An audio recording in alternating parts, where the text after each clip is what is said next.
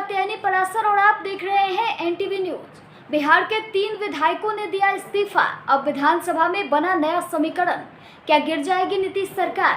बिहार में 3 विधायकों के इस्तीफे से राजनीतिक उथल पुथल मच गई है।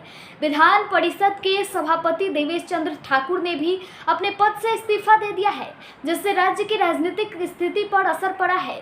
इस मामले को लेकर नीतीश कुमार और भाजपा के बीच मतभेद के चलते जल्द चुनाव की अटकलें लगाई जा रही हैं। बिहार की राजनीति में हलचल तेज हो गई है।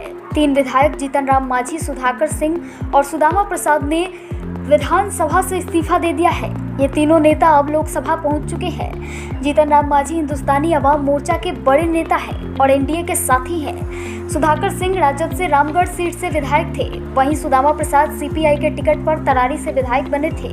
तीनों ने शुक्रवार को विधानसभा अध्यक्ष को अपना त्यागपत्र सौंप दिया। बिहार विधान परिषद के सभापति ने भी दिया इस्तीफा। इसी बीच बिहार विधान परिषद के सभापति देवेश चंद्र ठाकुर ने भी अपने पद से इस्तीफा दे दिया है। ठाकुर 25 अगस्त 2022 को सभापति बने थे। इससे पहले वे तिरहुत स्नातक निर्वाचन क्षेत्र से 2 बार विधान परिषद के सदस्य रह चुके हैं। 2002 में वे निर्दलीय उम्मीदवार के तौर पर चुनाव जीते थे, जबकि 2008 में उन्होंने जदयू के टिकट पर जीत हासिल की थी। 2008 में वे आपदा प्रबंधन विभाग के मंत्री भी रहे थे।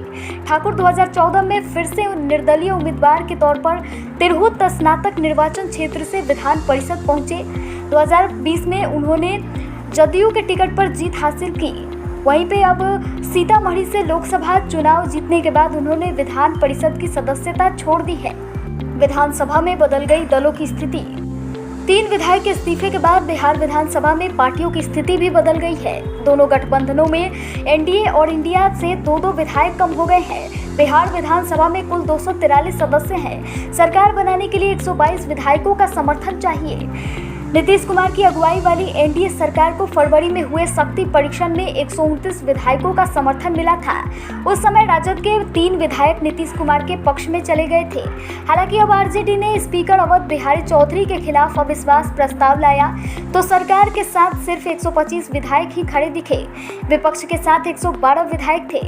अब तक हो चुका है 4 विधायकों का इस्तीफा। लोकसभा चुनाव के बाद से अब तक 4 विधायकों ने इस्तीफा दे दिया है। इनमें से 2 एनडीए बीमा भारती और जीतन राम मांझी और 2 महागठबंधन से है। बीमा भारती की सीट रुपौली में उपचुनाव की घोषणा हो चुकी है। बाकी 3 सीटों पर भी जल्द ही उपचुनाव हो सकते हैं। अगर एनडीए 4 सीटें भी हार जाती है तो भी महागठबंधन के पास सिर्फ 114 विधायक ही होंगे।